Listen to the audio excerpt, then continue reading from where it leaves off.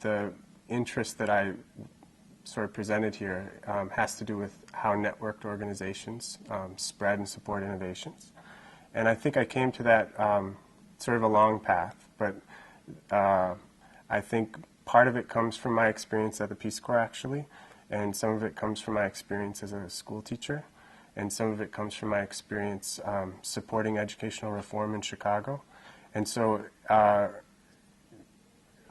my interest in school improvement has sort of suggested to me that there has to be an attention to the micro and the macro, and I think that networked improvement communities like the Carnegie Foundation is proposing and implementing keeps an attention on what happens in the classroom, as well as what happens at the school level, as well as what happens at the network level, so how schools can support each other to get better. Quantway is an initiative of the Carnegie Foundation for the Advancement of Teaching to address alarming rates of students dropping out of developmental math in community colleges. Developmental math is like a remedial math that students test into when they go into community college, and when you test into it, chances are you don't go out of it. Developmental math or developmental education in general in community colleges are usually non-credit bearing, and so they don't contribute to your credits to achieve a degree. And Tony Breich, the president of the Carnegie Foundation, and as well as all of his staff, they see this as a high leverage point for change. And so the goal of Quantway is to get community colleges involved currently I believe they have 8 community colleges in 3 states, but it's expanding, and it's one network of many networks that they have. And it's trying to improve developmental math outcomes for students. And I think some of the key ingredients to that is, of course, the network structure, but also changing the content to more of a quantitative literacy as opposed to more algebraic math and algebraic preparation. They have a new approach to instruction that they try to instill in the instructors of this program. They have common data or common measures that they track to understand success, and they also have new assessments that they employ to sort of monitor the learning of the students. And it's I think something really neat about it is that it doesn't just involve instructors. You know, that's the common thing, that to improve instruction we get instructors involved, which is really valuable. But they also get the institutional researchers of the community colleges involved. Those are the data people. They get an administrator involved, so policies can be put in place locally to support Quantway. They have a research team that I'm a part of involved. They have software designers, curriculum designers, as well as Carnegie program staff, all working together or trying to work together to improve the math outcomes of these students.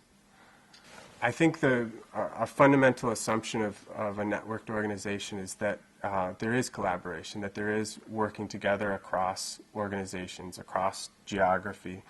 And I think I see the difference between coordination and collaboration as coordination are the elements that help collaboration take place. So in very simple terms, if you have a meeting, it is a site for people to work together, for example. But in order for a meeting to take place and be productive, it has to be coordinated. First, you have to find a room or a common place. It has to have a schedule. You have to have an agenda, maybe. You have to have action items after the meeting. There's all these little pieces that have to be in place in order for the collaboration to actually take place. Otherwise, people won't find the exact same place to go at the same time to do the same thing. And so I see coordination as the features or elements of collaboration that sort of support it. For collaboration to happen, or to be to advocate for collaboration and to have it implemented, even within an organization, there has to be structures put in place in order for people to be able to collaborate. you know, in the classic sense, the high school. I do a lot of research in high schools as well, and they often don't support collaboration very well, right? They keep teachers in little pods of classrooms. They mix up their planning time so that all of the teachers that you want to work with, you can't work with. They don't necessarily put the classrooms next to each other so the teachers can work. The teachers who want to work together can't work together. There's no incentive for collaborating, perhaps. There's no reward necessarily for collaboration. And so I think, at least in a school sense, and I guess that's a point of reference that I often think about, that the mindset of the administration, of the leadership, as well as the teachers, has to shift in order to promote collaboration. So just as those barriers I pointed out, they need to be shifted to be affordances of the school, whether it be the physical structure of the school, the social structure, or the administrative structure.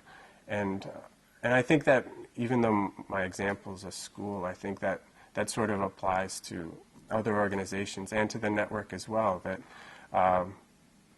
you know, a common challenge of distributed work is being aware of what everybody on your team is doing. And so you have to figure out what are the ways that we can build group awareness, whether it's through technologies, whether it's through frequent face-to-face opportunities, whether it's through phone calls or whatever. But you have to figure out ways that, if that's an important part of working together, then you have to figure out tools or strategies or routines that support that.